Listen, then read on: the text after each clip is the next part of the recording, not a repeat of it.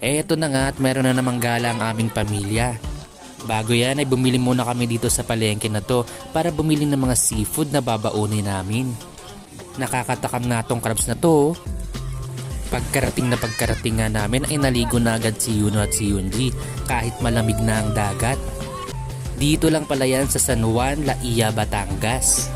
Hapon na nga nang dumating kami dito kaya makulimlim na ang panahon. Hoy, hagante! Kinabukasan ay naligo ulit sa dagat. Ayan nga pala ang ate ko, parang artista. Sasakay nga pala kami ngayon ng banana boat. Umaambon pa nga niya na tumampas sa amin ng ulan. Buti na lang at umaraw ulit at naligo ulit kami sa dagat.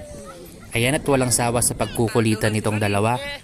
Enjoy na enjoy nga nilang napakalinaw at napakalinis na dagat. Kaya naman pagkatapos ay nagutom at kumain ng paborito nilang tosino.